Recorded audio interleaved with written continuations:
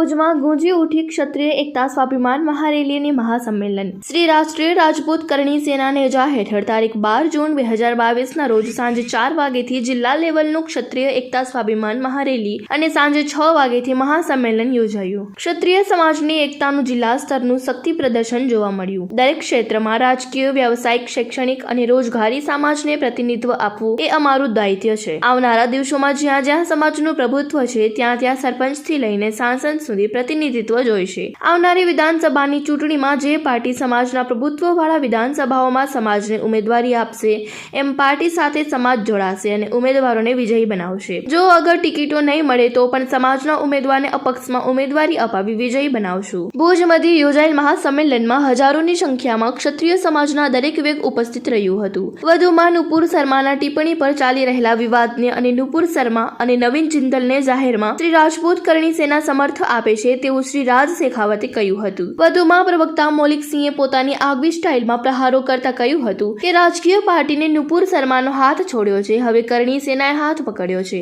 એ બ્રાહ્મણની દીકરી છે, અમારી બહેન છે, કોઈની હિંમત હોય તો હાથ લગાડી દેખાડે, ઘરમાં ઘૂસીને અમારી તાકાત બતાવશું તેવું જાહેર મંચ પરથી કહેતા જાહેર જનમેદનની હોશભેર આ ચેલેન્જ સ્વીકારી સમર્થ આપ્યું છે। શ્રી રાષ્ટ્રીય રાજપૂત કરણી સેના તમામે તમામ ક્ષત્રિયોને એક કરવાનો નિર્ણય કરી ચૂકી છે અને એ જ દિશામાં અમે ગુજરાતમાં યાત્રાઓ, સંમેલનોની રેલીઓ કરી રહ્યા છીએ અને ગામડે ગામડે અમે સંગઠિત થઈ ચૂક્યા છીએ।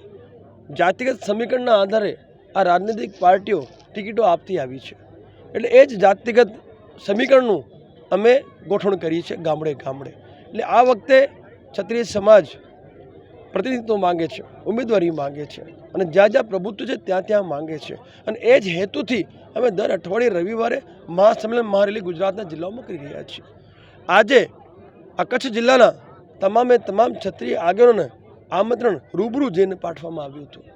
એમાંથી ઘણા બધા આવ્યા અને ઘણા બધા નથી આવ્યા।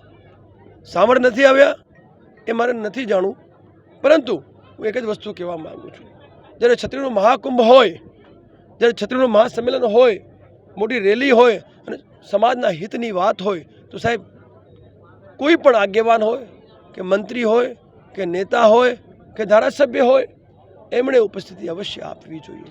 કારણ કે આજે જે કોઈ જે જગ્યાએ બેઠો છે એ સમાજના કારણે જ બેઠો છે, સમાજને એમની આવશ્યકતા છે અને અમે અહીંયા ક્ષત્રિય સમાજનું ભવિષ્ય માટે વાત કરવા આવ્યા છીએ, ક્ષત્રિય સમાજને ઉમેદવારી અપાવવા માટે આવ્યા છીએ। અમે રાજદારથી લઈને તમામે તમામ જે ફાટાઓ પડી ગયા છે તમામે તમામ ફાટાના જે ઉમેદવારો છે એમને ઉમેદવારી અપાવવા માટે અમે આવ્યા છીએ। અહીંયા અમે પક્ષપાત નથી કરી રહ્યા, એટલે નથી આવ્યા એ દુર્ભાગ્ય છે, પરંતુ જાણવા જેવું છે કે શા માટે નથી આવ્યા અવશ્ય જાણીશું, પરંતુ આમંત્રણ અમે આપતા જ રહીશું।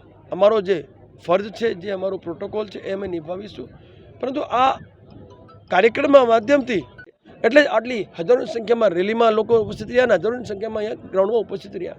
હું તો એક જ મેસેજ આપવા માગું છું કે સમસ્ત ક્ષત્રિયો હવે એક થવાનો સમય આવી ગયો છે અને ગામડે ગામડે કરણી સેના એ કેડર તૈયાર કરી દીધું છે અને હવે આ કરણી સેના ક્ષત્રિય સમાજ આવનારા સમયમાં દરેક ક્ષેત્રમાં પોતાની ઉપસ્થિતિ અવશ્ય દર્જ કરાવશે અને મીડિયા બંધુનો આભાર વ્યક્ત કરું છું કે મીડિયા બંધુ હંમેશા અમારી સાથે બહુ પોઝિટિવ રીતે हमारा जो उद्देश्य है हमने छेक ऊपर सुधी पहुँचाड़े छे।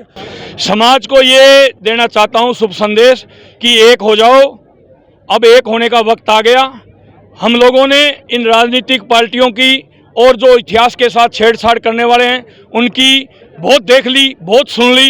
अब एक होकर के इनको ताकत दिखाने का समय आ गया है।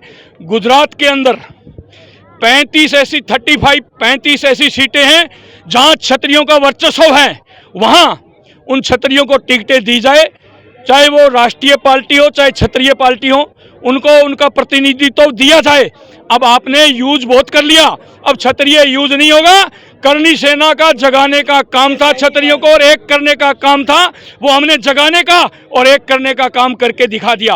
और आज आपने कच्छ भुज के अंदर ये देखा कि हजारों लोग, हजारों माताएं बहनें, हजारों भाई बहन हमारे सड़कों पर उतरे, केसरिया रैली निकली जो 10 से 12 किलोमीटर लंबी थी, फिर भी किसी का कोई नुकसान हुआ? किधर से कोई पत्थर, कोई कंकर आया? ये क्षत्रियों का मेला था। जब क्षत्रिय चलते हैं तो धरती हिलती है। महाराणा प्रताप जी का ये हमें वरदान दिया हुआ है कि किसी खाली हाथ के ऊपर वार नहीं करना है। इसलिए महाराणा प्रताप जी 2 तलवार लेकर के चलते थे। दुश्मन की तलवार कट जाते या गिर जाए तो उसको दूसरी तलवार दे करके लड़ते थे। वो उनके वंशज हम हैं। अब हमने ठान लिया है राजनीति में प्रतिनिधित्व चाहिए तो चाहिए। यही संदेश है कि हम सब एक हैं और एक रहेंगे। उनको आना चाहिए था, क्षत्रियों का प्रोग्राम था, आना चाहिए था। वो किस कारण से नहीं आए? अमित शाह जी का भी गुजरात का दौरा है, पता नहीं वहाँ गए होंगे, इस वजह से नहीं आए होंगे। तो अगले प्रोग्राम में मैं तो उनको इनवाइट करता हूँ कि सब आओ। खास बात यह है कि बीजेपी का वोटर माना जाता है क्षत्रिय, और बीजेपी ने एक भी क्षत्रिय को सांसद की टिकट पिछले चुनाव में नहीं दी। इसकी मैं कड़े शब्दों में निंदा करता हूँ।